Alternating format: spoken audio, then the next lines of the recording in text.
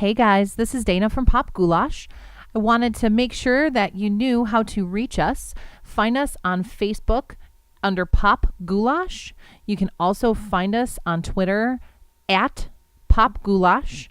We also have a phone number, and we definitely want you guys to give us a call with your thoughts, opinions, whatever, show ideas. That phone number is 224-325-4235. And you can also shoot us an email at popgoulash42@gmail.com. Thanks for tuning in.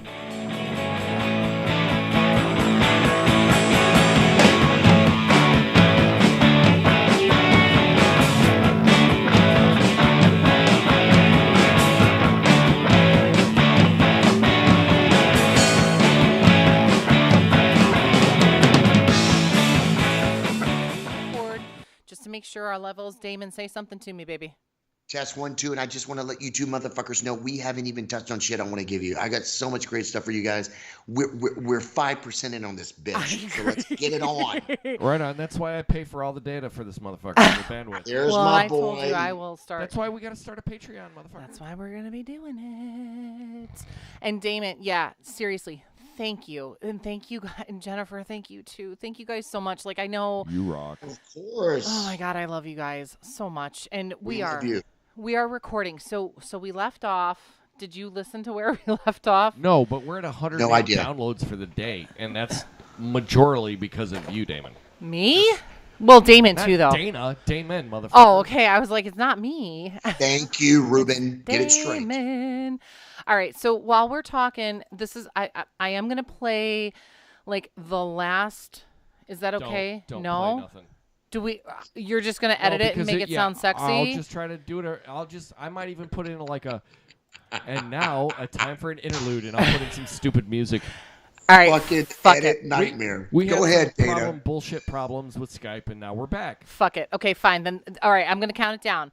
5, 4, 3, 2, 1. And yes, Skype sucks my lady balls, guys, right? Skype Damon, I'm so sorry. Unfortunately, Skype is the best. I'm so sorry.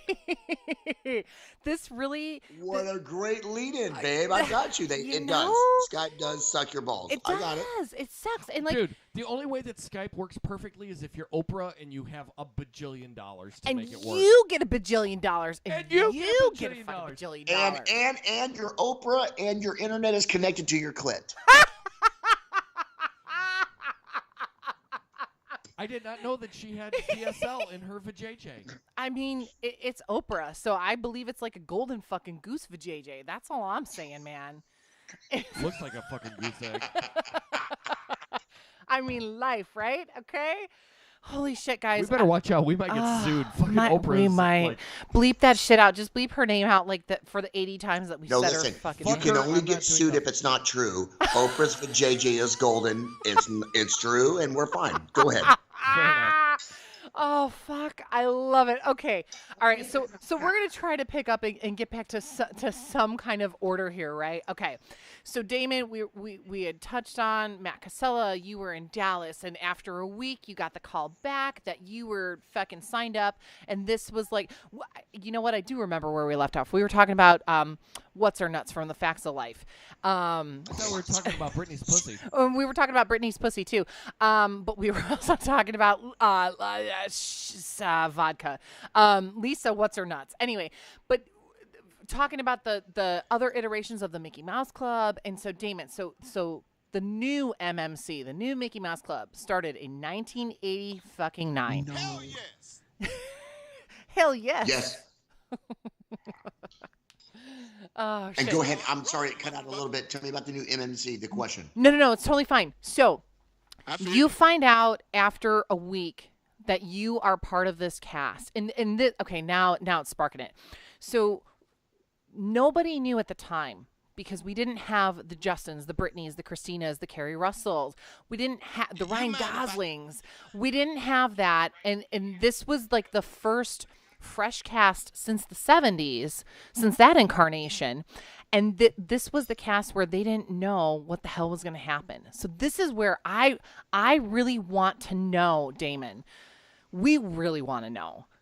how did all of this stuff continue to shake out? So it started on my motherfucking birthday in 1989, April 24th, bitches. That's when the show dropped on Disney Channel. And so you guys get hired onto the cast. How the fuck did that, like, I want to know the process. I want to know all the dirt. I mean, like, I'm asking a big question now. We're going to keep digging and like pulling this onion apart, but I want to know. So like dude, I said, wait, the first question we should ask, did you sign an NDA? Oh, good call. Say it again, Ruben. A what? Did you sign a non-disclosure agreement? No, All right, we did let's talk not. about this And shit. I will tell you something else that is really good stuff. Disney technically told us that we were all having the same contracts in a nutshell. Okay. Really? And there's a term for it legally, and it'll come to me but it's not coming to me right now. United something. I'm gonna think of it. But anyway, and technically we weren't. We weren't all on the same contract. We all negotiated our own different contracts. What? And I will tell you that if I knew that, I would have negotiated differently in the beginning. But Stop. I knew the House there of Mouse was wasn't gonna fuck us one way or the other. It wasn't a non-compete clause or what have you, and it wasn't kind of like silenced, if you will, do not tell other. It wasn't that. They weren't that crazy, but there was kind of a lie as far as that we're all on the same page, and that was not the case. What? Now, with that being said, though, God, what is the term legally? I'm trying to think of it. That being said, again, there was not these role model careers that you really had to look up to at the time.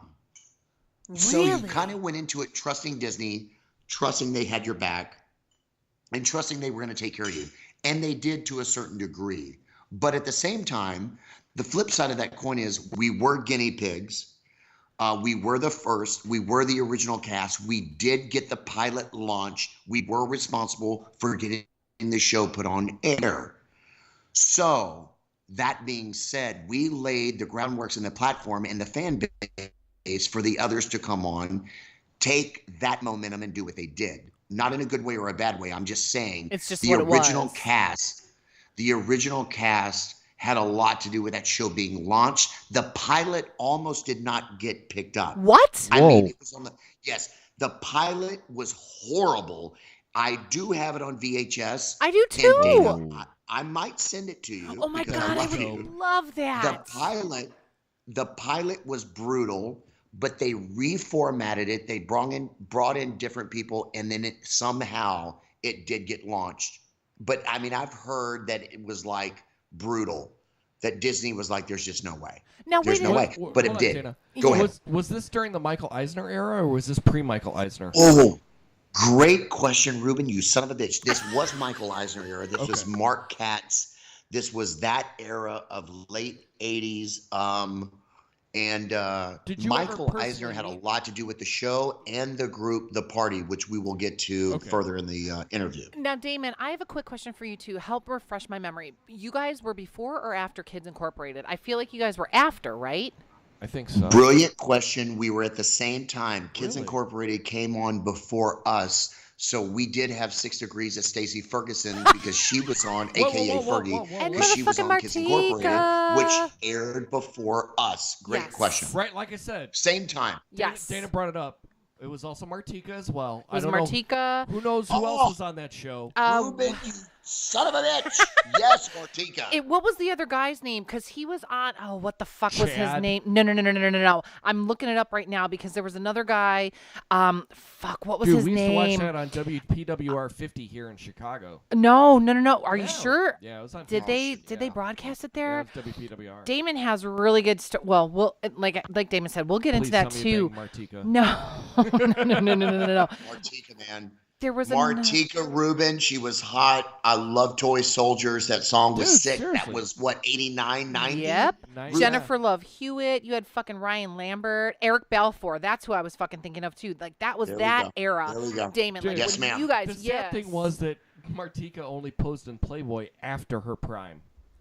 Yeah, Hello. but she's still hot, so I Dude, don't she give a was shit. hot. She She had still some weird performs nipples, though. Yeah, but she still performs in Chicago Does she really? pretty regularly. Yeah, She a couple. does? She does, D. Yeah, she totally does, man. Dude, and you know she was made a gang of here- money off of that Eminem song because they Oh, sampled God, Toy yeah. Soldiers. They totally Eminem did. Eminem sampled Toy Soldiers. Yeah, no, she was here. I think last fall or last summer, if I'm not mistaken.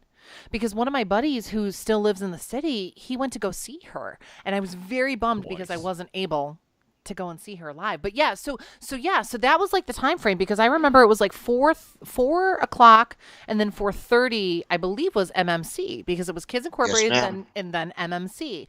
And so, Damon, I got to tell you this real quick too. So my parents were too fucking cheap to get a Disney subscription at the time.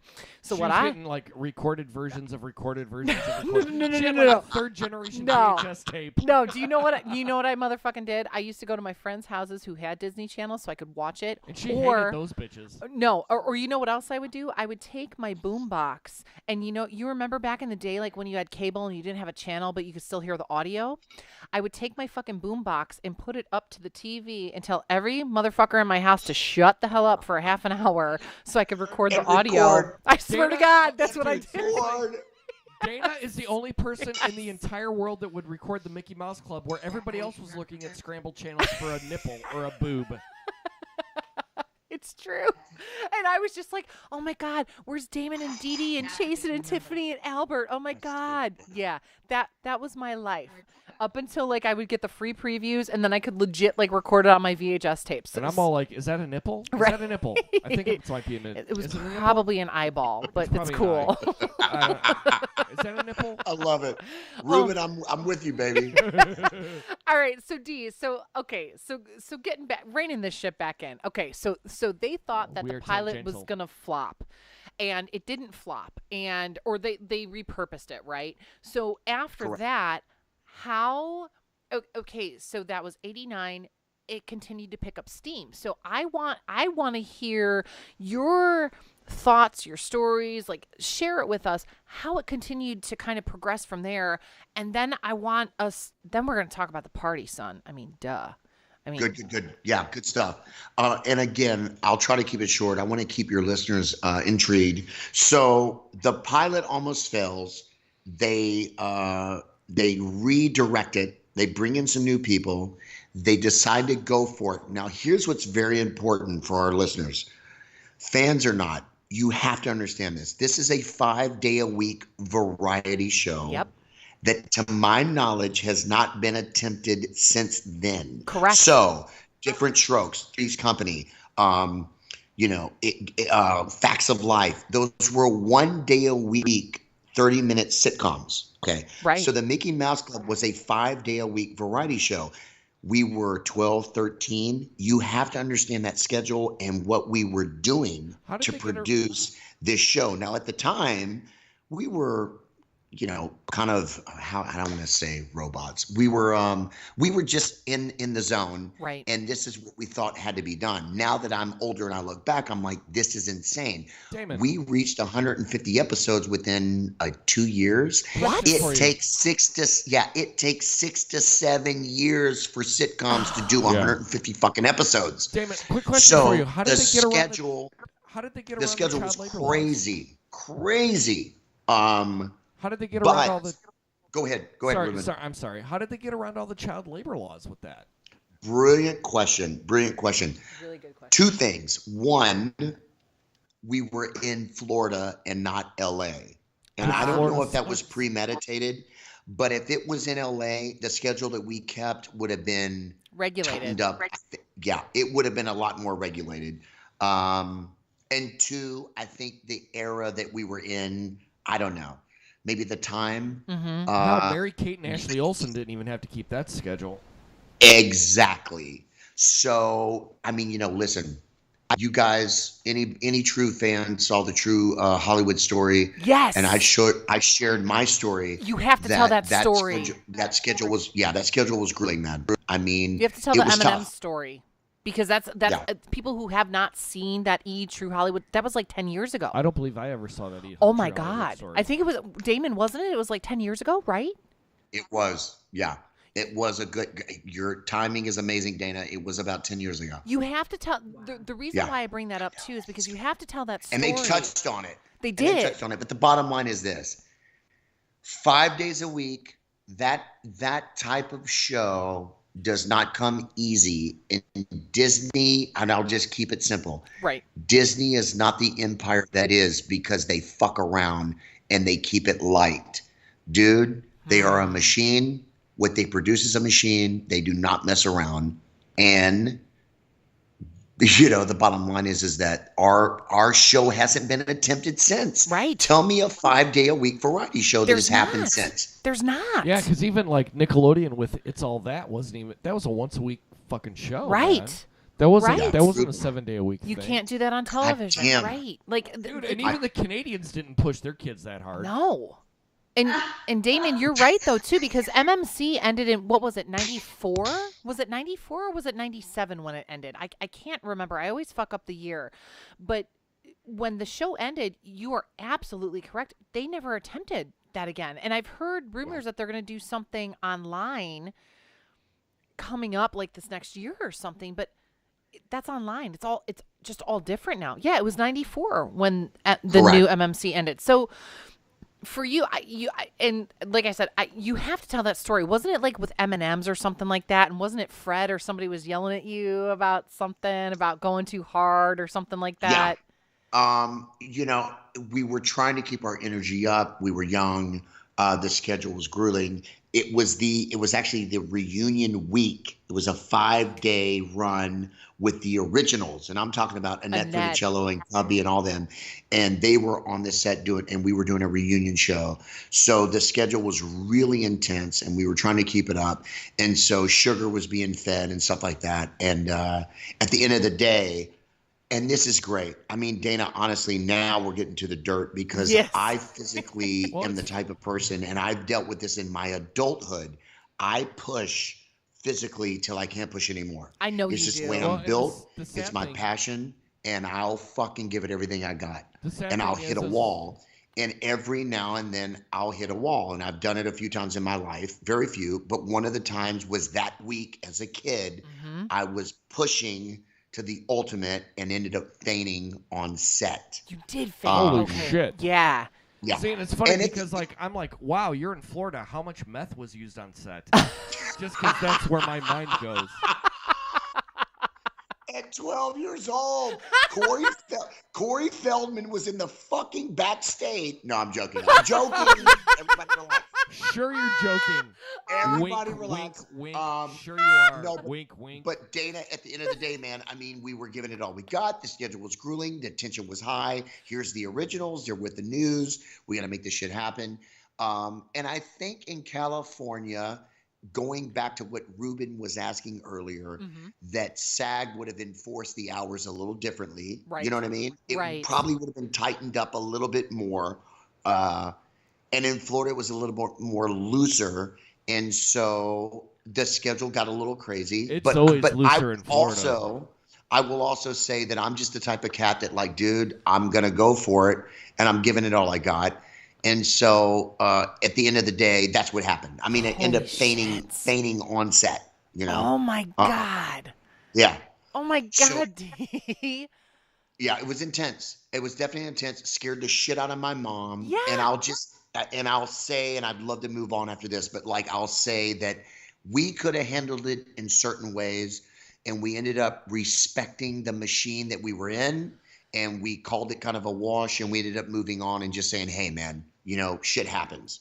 Wow. And that's it. And that's it. Wow. Yeah. Holy fuck! Now, see, it's interesting too because you keep talking about the machine that it is, and it still is. And I think for people who don't understand or who don't know people who worked at Disney or worked for Disney or whatever, I had a buddy in college who he did like one of those college programs, right? And he went there and worked at Disney and all that stuff. But the shit, my buddy Brian, I don't think you know him. No. He's from Wistatucky.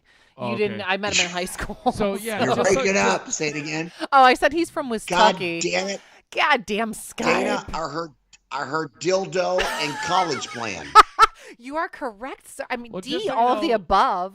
Dana and I went to college. Wait, say it together. again. Say it again. Say it again. I What said, did you say? I said D, all of the above. No, before that. No, Back it up. What did you say? I said my buddy's from Wisconsin, Wisconsin. And I met him in high school, and he did a college program where like the kids in college, whatever, who if they were singers, entertainers, whatever it was, they would go to Disney. And I don't know if it was for like a semester or a whole year. I can't remember what the fuck the program was, but he went down there. And they lived, and Damon, you might be able to touch on this too. They lived at an apartment complex. It was called Vista Way, but they all called it Vista Lay because it was all the college kids there. You know what I'm talking about too, don't you? I've heard of this place. Yes, it exists, or it did exist 20 years ago. And he went down there and he worked at Disney. He worked in the park. So I always heard those stories about how shush, shush, hush, hush, secretive that Disney is, period. And it's interesting to hear you talk about these stories too from MMC about, and maybe secretive is not the right word, but just how it was still very hush hush around the show, if that makes sense. Yeah. I mean, and listen, at the end of the day, and this is the truth, a fan had made this comment to me from Vegas. She goes, I haven't found any dirt or anything negative on any cast member of the show. I haven't heard anything bad or any of that. And I said, wow, that's pretty amazing. And I didn't realize it until she said that and brought it to my attention. And I'm not trying to sugarcoat it, Sure. but honestly, everybody has maintained a nice stability. I don't even want to say, Disney image, but everybody really has maintained stability and has come out of it okay as far as a disaster, a Corey Feldman situation or what have you. Right. But it wasn't easy. It was a motherfucking grind. It was a 5-day-a-week variety show. Listen, Saturday Night Live is a motherfucker, and they do it 1 day a week. Right. So it was tough, and you're talking about 12-year-olds and 11-year-olds. And now that I'm older and I look back and I realize what I was doing, plus school. Doesn't it plus blow your puberty, mind? It blows your fucking mind. It blows my mind, and I do give myself a sense of gratitude that I didn't give myself as a kid. I just thought this is what we do. Right. It's that whole innocence thing. This is what we do. course. Now that I'm older and I look back, I go, are you fucking crazy? So puberty, your parents are separated, school, maintaining life, and you're on a 5-day-a-week variety show with this shit. This is insane. And we all turned out technically okay. It's a miracle. It's amazing. It's amazing. I love hearing that though too. It's one of the few like child actor stories that has not gone awry. Well, I love you, Ruben. I love you, man. And let me tell you something. I want to say this real quick, and this is why I'm on your show. Absolutely, baby. I have fought, because there has been moments in my life where, don't get me twisted, man. No. It's been brutal. Sure. You want to go to the other side. And I said, I will die before I let myself become a negative to my family, childhood, because it was an amazing childhood. But we become us and we go, I said, I'm going to fight for this motherfucker tooth and nail. I'm not going to do that. I do not want to become that statistic. Now, that's me personally. I can't speak for the other cast members, but I was like, no fucking way. And there was an uphill battle, and I'm on the other side now, and it's been amazing. I mean, it really has been amazing, but goddamn, I've had my moments where you're like, holy shit, man, this is tough. So I can relate to those other statistics that we've heard time and time again in the business, Damon, what do you think? We know them. Heath Ledger. Yes. God bless them. All those guys. Chris Cross. What do you think the major contributing factor is? Is it the fact that like those guys have been out of the limelight and they're used to the success, or it's the money, or what is it in your opinion that has made the quote unquote child actor problem become a problem? Like what is it about being elevated to that level of fame that young? What is it that you think that contributes to that? And you might be cutting out for a second too, D, so we might have to ask you to kind of repeat that. Sorry, it's just shitty Skype. Check 1, 1, 2. Vocal check. It's coming through on your mic. You're good. All right, D. Okay, fine. Fuck it. Then this is what we're gonna do. Then, D. I have you on speakerphone. You're gonna have to adjust your levels because your levels are all of our levels are fucked.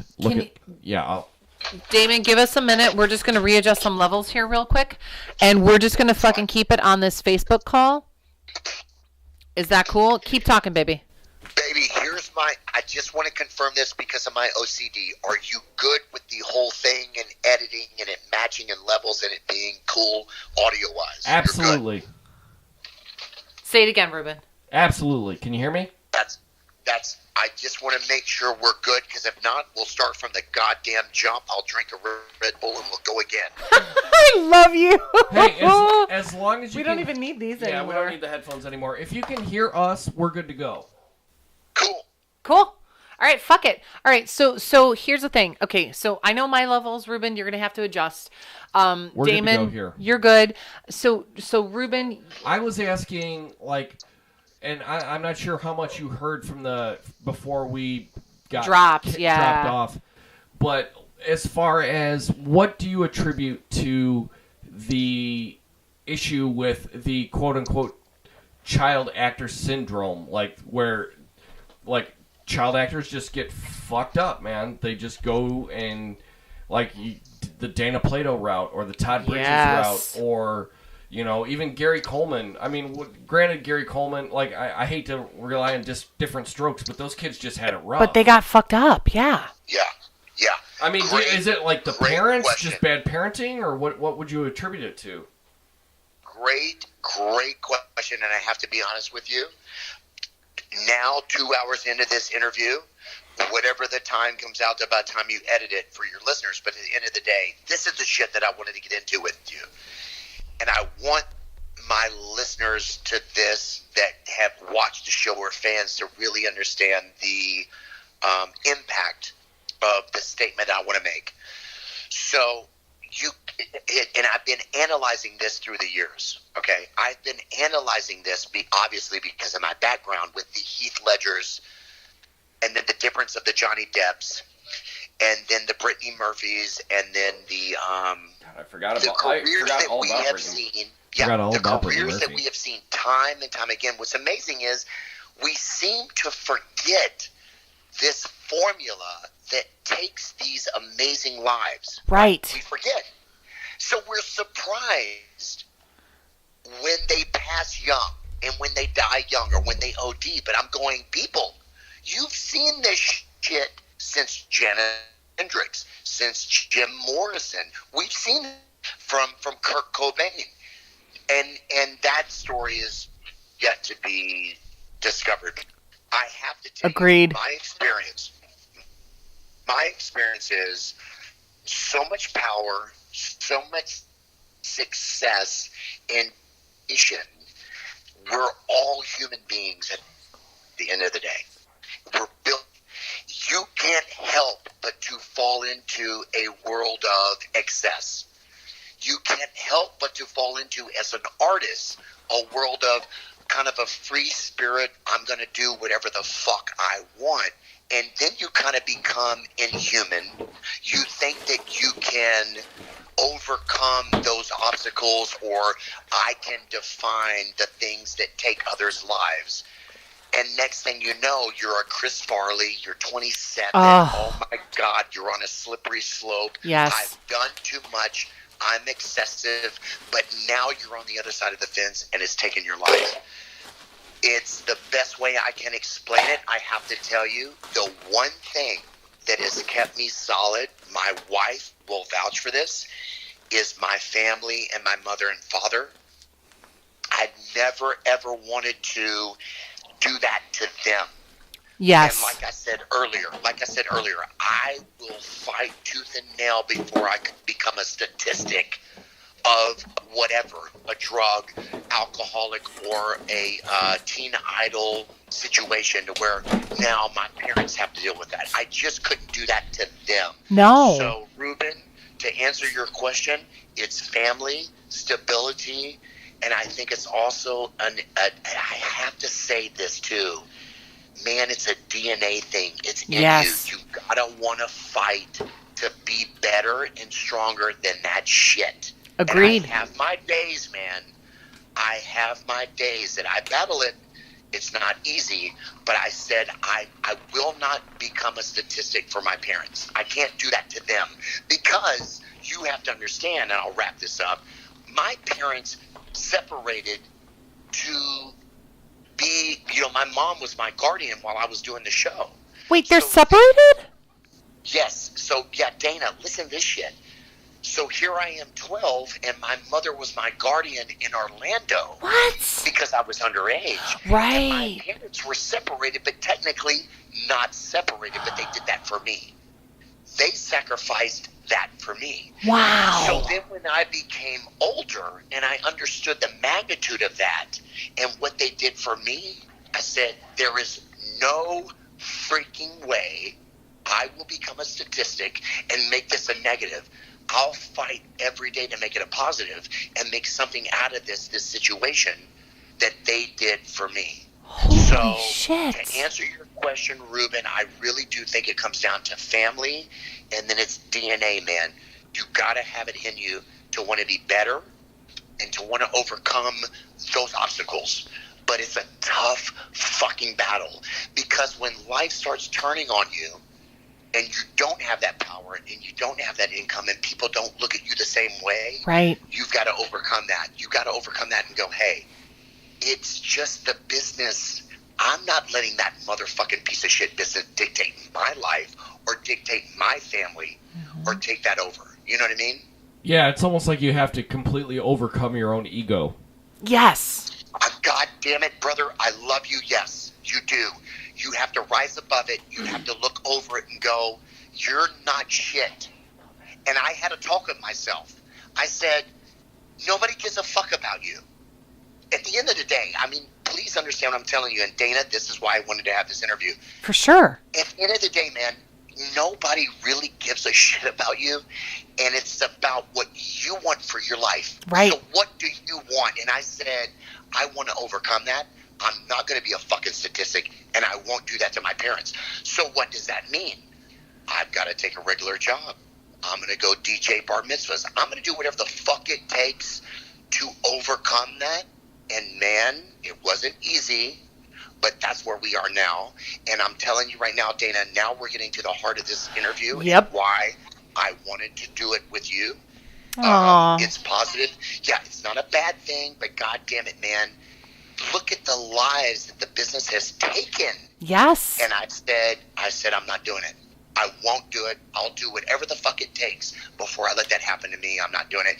And Ruben, again, it was out of respect to my parents. So I guess it comes from a family base. You're like, man, I don't want to do that to my mom and dad because they sacrificed their marriage for me. God, so I'm going to turn this a negative? There's no way. There's no way. Well, and it's awesome that, like, you can recognize that as well. Because there are so many, like you can point to, so many that didn't. Even the aspect of, like, I mean, hell, if you even look at Dane Cook as a comedian, God, yeah. His brother was his manager and took him for everything. And it's the fact that the fact that you had, like, that respect for your family and your family had that kind of respect for you to be able to keep you grounded.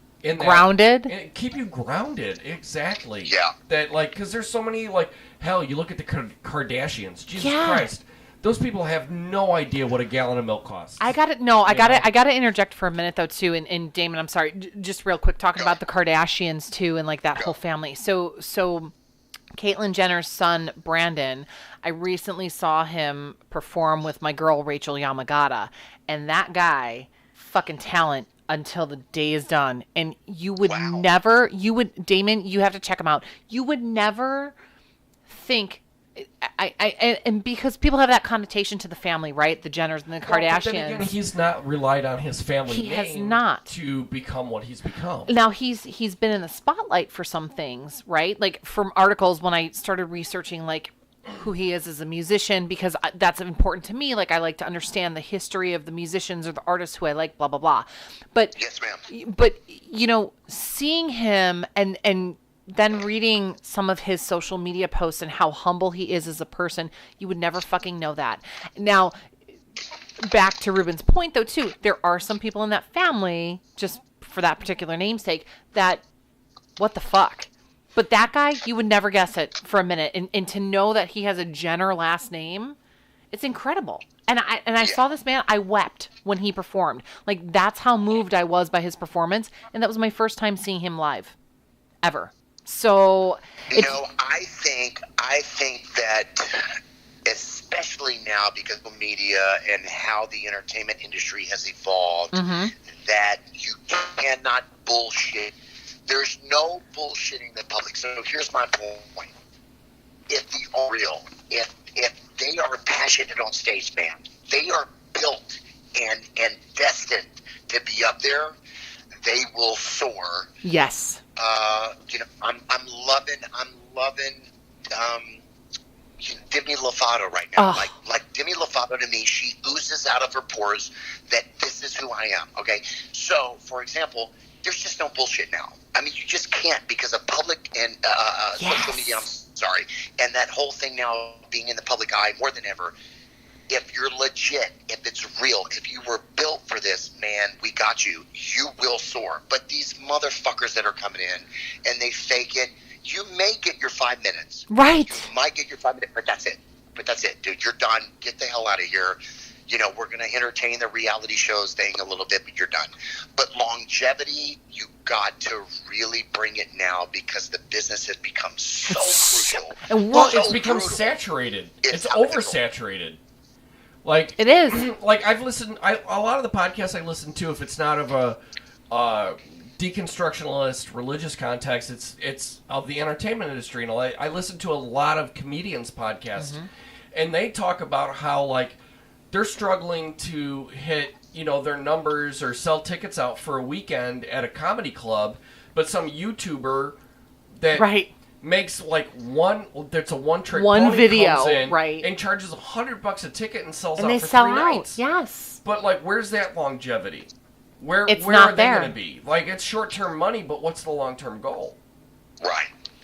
And I said it on a live feed on Facebook. That yes, you did. Music has become a free commodity.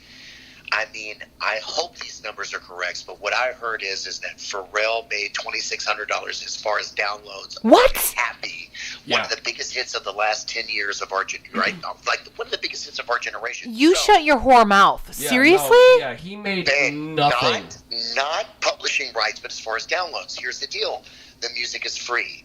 You bootleg it. You're right. You pass it on from friend to friend. Okay, so with that being said, struggling artists now, holy shit, man, that's on a whole nother level, which we can segue into my good friend Tony Luca. Oh, yes. I mean, this cat is one of the most talented dudes, and I'm not saying this because he's a castmate of the goddamn show. It has nothing to do with that. And Dana, if you've seen him live, this guy oozes it out of his pores. He's the real deal. Right? I talk about Tony, actually. Ruben kind of. Yeah, she makes Tony makes her cream her jeans. He says that I like blow his dick every time when I talk about him, which is probably true. Even though he's like married and whatever. But like I worked merch. I first met Tony 10 years ago in Chicago at a little club called Martyrs, and Keaton Simons was opening for him. And the only reason that I got to meet Tony is because I don't even remember. It was MySpace days, right? I don't even remember who I talked to, whatever the fuck it was. But I found Tony again because I was interested in his career and his music, and I loved his voice. And then I got in... You were. was were. But so I got in touch with somebody, and I worked merch at this little club in Chicago called Martyrs. That's how I met Tony the first time 10 years ago, working fucking merch for him. And he didn't even know because I was working. Awesome. Well, and it's funny because I was working merch for Keaton Simons, and then whoever was supposed to work merch for Tony that night fucking flaked out. And then I was like, well, fuck it. I'm here. I'll sell your shit too. And he's like, thank you so much. Like, that's how I got back into his career. And I'm sorry to like, it's fine. I'm sorry. I Damon, I love you, brother. I would love to keep going on this. Ruben's got family shit, so D, it's gonna be you and I. But dude, it's been awesome meeting you. I would totally love to like have you back on again. You can keep the podcast going with. We're gonna keep going anyway, D. And I am going to edit this motherfucker as soon as she gets me the files. But you have yourself a fantastic weekend. Enjoy your life, and it's been great talking to you, man. Thank you much. All right, baby, I love you. Kisses. Mwah. Be careful. Text me when you get home. D, I'm gonna jump back over to the other mic. No problem. But yeah, Let's so keep it going. We're fucking totally keeping this shit going. So here's the thing. So like I was telling you, I worked merch for Tony, blah blah blah. That's how I got back into his career. But you, like, as we're kind of segueing into right now, and we're jumping all over the place, and I don't give a shit. So you know Tony obviously from the Mickey Mouse Club, duh. Now you also have context too from The Voice. So I want to hear those stories because for those of us who follow it, we've all heard the stories about how Christina was really shitty to him. And so I want to hear these stories and how all of that stuff happened, because I think there's a lot of misnomers in that story. Yeah, a lot. I'll start off with this. I'll kind of start backwards. A lot of the footage and material that you will see from the MMC is put up on YouTube when Tony was on The Voice 4 seasons ago and it went viral. Yes. So because Christina was a judge, Tony was on, they kind of had their energy happening. A lot of the MMC stuff went viral, and it was due to them and due to that. And in a certain respect, I mean, that's a great thing. I love that stuff being up for anyone to view. Me too. I do. I love it. I think it's great. I really do. And you can still hear me okay, right? Say again? You can still hear me okay, right? Yes, ma'am. Yes, ma'am. All right, good. And again, I'll try to keep it short. No, so, you're fine, baby. Rick. Tony, I will say this, and it's kind of and I think he would give me the green light to say this. Tony is the epitome of the testimony of how tough the industry is. Yes. And when I say that, what I'm saying is a mega talent, an original artist, a sicko. He's insane live.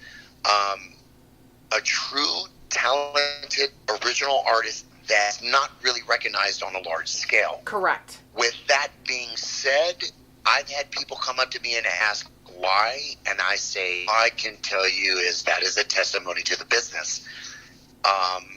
It's tough, man. You see certain people in certain spotlights that maybe and may not deserve that spotlight. Right. And then you see other artists that are set and they're not getting the recognition that they deserve. That is the epitome of the business. That's why we love it. That's why we hate it. I can't change it, and nobody else can.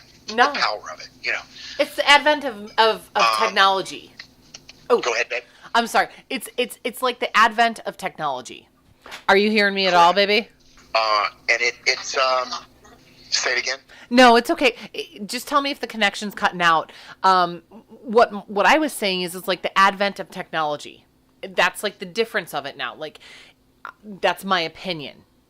It's just the way that technology has changed. I think so. I do. Acoustic artists are getting lost in the shuffle. It's a digital world. Yes. Man, that's just the movement of music. And here's the thing. I mean, and that's the brutal. It's just brutal. It's a brutal business. There's nothing you can do with that. The contemporary movement is what it is, and it's very powerful. And then, shit, he was signed with Adam Levine. Right? That was huge. Right? It was huge. One of the biggest artists in the industry, and at the end of the day, it is what it is. All I want our listeners to understand is that is the testimony to the business and how brutal it can be. That's it. Agreed. I can't make anything out of that. And I love Tony. I ultimately think at the end of the day, he'll be one of our biggest artists of our generation. But it's just timing and the right song to connect. But he's a sicko, man. I mean, and we just saw him live 6-8 months ago, and it was moved us to tears. Me and my wife. It was awesome. And not because you know him. No. Yeah, no, because of his talent. That's the truth. You know, I'd love to hear you say that too, Dee, because that's the very, very first time that I saw Tony live. Like I said, in 2007. So this is 10 years ago now.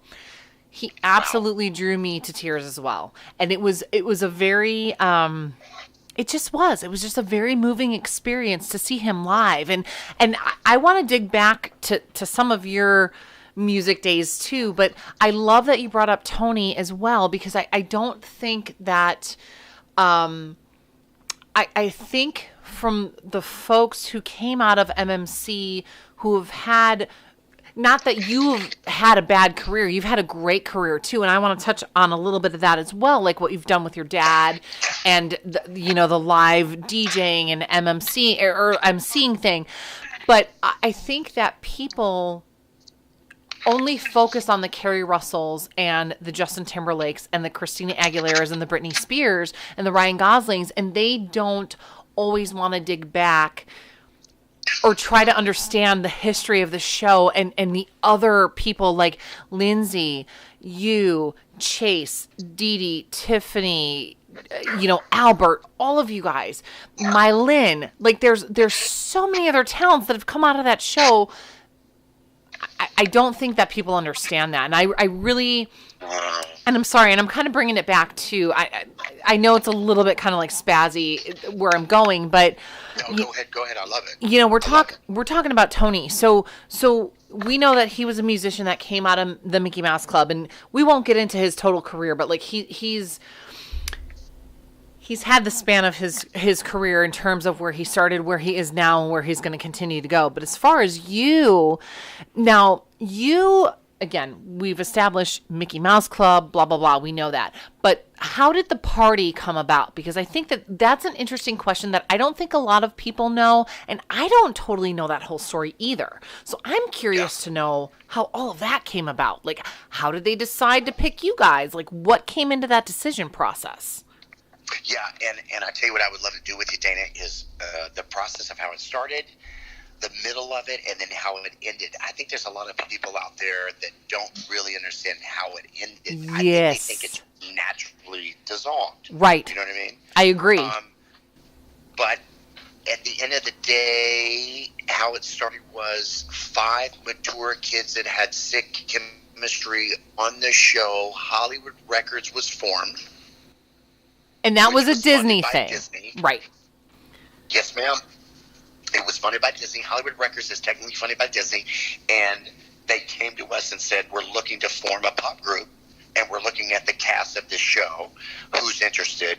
It was kind of the way they did it was kind of New Kids on the Block days, right? Yeah, it was kind of a lot of situation. But I think they had their eye on who they wanted.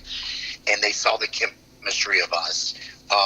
Indication of that here in a minute. So at the end of the day, Peter Paterno came in and said, hey, man, this is what we're trying to do. What do you think? Who's involved? Who wants to be involved? I don't think they should have handled it that way, in my own personal opinion. But it was kind of like it's a lotto type a deal. And we're going to kind of pick and choose when they had their eye on who they wanted. And so the 5 were picked, which was Dee Dee Magno, Jason Hampton, Tiffany Hale, Damon Pampolina, and Albert Jean-Pierre Fields. Yes. Right? Which were the oldest, the more mature, and had the most chemistry. So I think it was kind of a given. Right. And it wasn't a shock. And then if you go back and look at the MMC, which could be found on YouTube, there was a performance cover song by the Gap band, Party Train. Yes. But by us 5. So it's kind of a premonition of like, it was a premonition of, dude, here's 5, Party Train, called the party, it's a no-brainer. So next thing you know, we're being flown out to LA to record. Wow. And we're kind of doing the show and recording at the same time so that the group can run off the tail of the MC, if you will. You know what I mean? Yeah. And then that's it, man. It was off and running. And I did not understand the power of the Disney Channel performed live. And there was 2,000 kids showing up. First tour, which was insane, which I thought was normal, but by no means was that really normal. Okay, wait. So stop me for a second. So the very first tour that you guys had, was that the mall tour, or was that like? No, technically, it would be clubs, outside venues. We would open up for certain groups, local groups. You know what I mean? So sure. I can't say it was a quote unquote mall tour, but and babe, we talked on this, man. I mean, one of our greatest shows of that first tour was Chicago. Toto's. It was an outside venue, and I wish I could remember the name of it. I can't right now, but it was insane. I mean, literally 2,000, 3,000 kids showed up. It was our second show of the first tour in Chicago. It was not Toto's. Okay. No, not Toto's. It wasn't Toto's the first show. Shit. I can't remember. Outside venue. We were outside. It wasn't Poplar Grove. It had to have been south of Chicago. It had to have been Tinley Park. And I will tell you this: Entertainment Tonight showed up to interview and shoot the show. What? Yeah. So it was like second show of a tour, and Chicago gave so much love. It was incredible. Oh my God. And God, I wish I could tell you the venue. I'm sorry, but we're talking 25 years ago. No, it's all good. No. Same thing. Cause I'm like, shit, which venue was it? Like, I can't even remember, regardless of that. Dee, I love that you brought that up. That makes me feel so happy that my city represented for you guys. Yes, babe. Oh my God, Chicago represented every time. And then we will segue into the second show, which was Toto's. Yes. At the club. And I want to get a little, can I get a little naughty with you? Baby, get some naughty with me. Come on now. It was the first time a brawl was thrown on stage at me. At 15, at Club Toto's, the place was freaking packed. Chicago was showing love. I swear to God, at 15, I go, we've made it. And I'll never forget my hairdresser, Brent Levette, goes, dude, you guys are on your way. I mean, that show at Toto's in Chicago, he was like, I'm telling you, I've seen it. He's like, y'all are going. You know what? We were just laughing our ass off. Oh, Dee, you know what cracks me up about that now? So I lived in the city for like 10 years, and now I own a house in the suburbs, and where Toto's used to be is like 10 minutes from my house. So I love hearing this stuff because I'm like, oh my God, I drive by there every day when I go to work. It's so fantastic to hear these stories because I kind of shared this with you the other day too, and I know we're jumping around a little bit, but when we'll get into the albums themselves, but when the listening party for free came to Chicago, I was fucking there. And you signed my jeans. God, I love you for that. You signed my jeans. I have to find those pictures. I told you, I still owe you those pictures. But like, I remember plopping my 12-year-old like thigh up on the table so you could sign my jeans. And then my sister had Chase sign her jeans too. It was hysterical and amazing at the same time. It was fantastic. I love it. I love it too. I live for stories like that. I love it. I have to dig those pictures out because that's like a goal of mine so I can actually post them to the podcast page. But yeah, so like I said, I'm jumping around a little bit. I know we're kind of jumping around a little bit, but like you said, Chicago really, you've had a really good base here. I feel like you guys have had a base regardless of the city. I feel like I want to dig into the party days some more, but I feel like you guys still stand the test of time, and we'll dig into that anyway, but you guys, okay, so the party days, you guys, they picked you guys pretty much for the group, right? So we understand that now. You guys had the first, I want to talk about the story, how you guys did Summer Vacation for the self-titled album and the ghetto studio that we talked about the other day. Yeah. Yes. So I want you to tell all of our listeners how that came to be when you and Mr. Albert or Mr. June came up with Summer Vacation. Because you guys were what? Like you said, 15, 16 at the time? Yeah. 15 in LA. God. And thanks to Disney money, we were working with Delicious Vinyl. For those that don't know, Delicious Vinyl produced Young MC and Tone Loc at the time. Now listen, we're talking 90, so we're coming off a Wild Thing and Bust a Move. Yep. At that time. Okay. Yep. So we're expecting a crazy money. It was LA. There was a bathtub, freaking, on its high end, a screen door for acoustics, and we're in this shitty ass neighborhood. And here's me and Albert at 15 going to lay down a track. And we didn't know at the time that it would be our first release of the group. So we're in there, and Matt Ross of Delicious Vinyl is producing and running the board. He's in the other room, and there's a little refrigerator in the studio, and me and Albert open it up, and there's a couple of 40s of Old English. Now, 15, me and Albert, what are we going to do? We grab the 40s, take a couple of sips. We're at the studio. They start laying down the track, and I will tell you that's the formula to get Summer Vacation. And how that shit came to be was me and Albert just cutting up and having a good time. And something that became my signature of here we go. That came from that afternoon. And us just like cutting up and having a good time and being, in that environment. And we wrote those lyrics on the spot, technically. Really? And just kind of came up with we came up with the idea of, man, summer, have a good time, school, kids our age, what do we want to talk about? And I've found that in that environment, your best shit will come from your instincts. Don't think about it too hard, man. And a little bit of the Old English probably helped, Oh my God. You got to brown bag it sometimes, right? Like,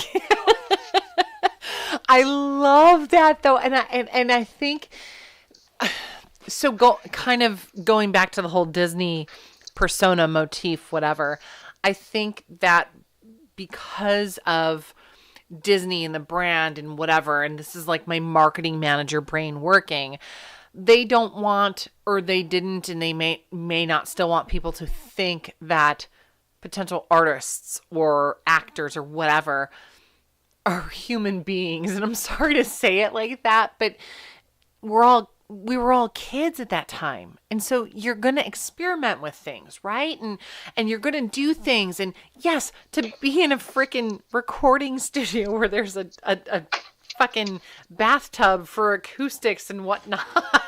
Like, I can't even fathom that. I can't even fathom that. Like, how did you guys, I know you guys were just riffing, thank you. I know you guys were just riffing off of each other for that song, but how did you guys even come up with that? Like, was it just, let's just, for shits and gigs, like, figure it out and we'll just go along as we go? Yeah, I love it. I think there was a momentum, and I call it getting in the zone. I love it. And you feed off of your colleagues. Me and Albert fed off of each other immensely, and obviously Chase too. Sure. The three kind of fed off of each other, and there was just this security zone, and you just kind of fell into this space of like, fuck it, man. Like, even though you're 15, you're like, fuck it, let's go for it.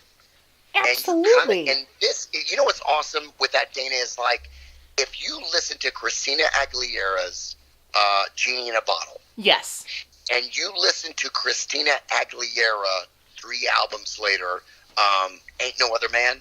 Is that the right title? Yes, yes. Oh my God, this is 2 different people. Okay, so let's break that down.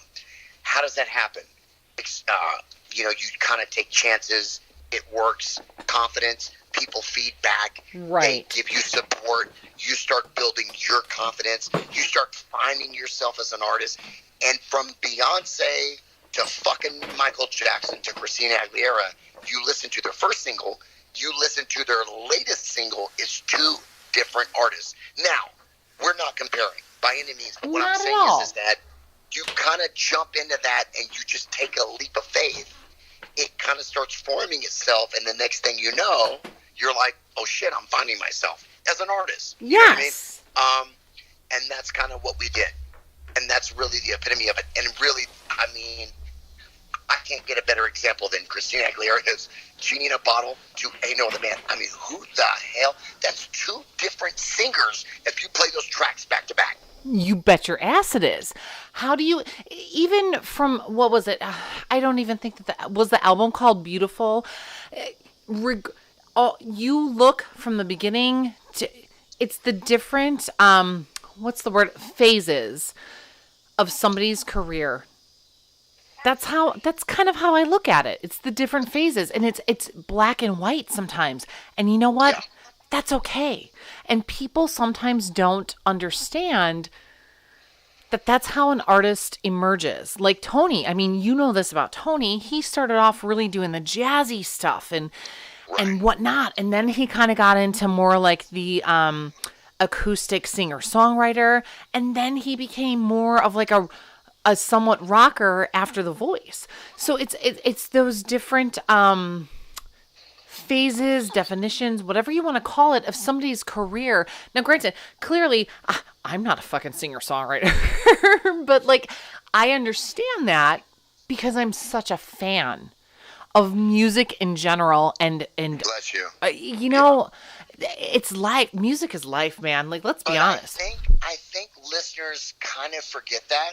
They do. My wife was kind of going like, duh, like, yeah, no shit. But I'm going, yeah, but listeners, I think, kind of forget that. They do. And they take the artist's journey and they go, oh, yeah, whatever. But it's like, dude, yeah, but no, wait. Go back, listen to their first single. See, I mean, Beyonce, oh, my God. Yes. You take Beyonce's vocal skills from Destiny's Child and you listen to her now, I don't know if I've ever seen an artist evolve more than her. It's night and day. Night and day, which is a great thing. Nothing negative at all. No. What I'm saying is that we just kind of go along with their journey and we forget. Yeah. We kind of forget, Destiny's Child, come on. Oh. Come on. Damn, that woman, I don't even know. Her vocal skills just became insane with time, maturity, and evolving, as we all do. Right. And I think that's what the artists want, and that's what the listeners love, is to take that journey with them. All right, guys, that's the end of the second part of our interview with Mr. Damon Pampolina. Make sure that you tune in next week so you can hear the third and final part of my interview with my brother from another mother. Have a great week, guys. Bye.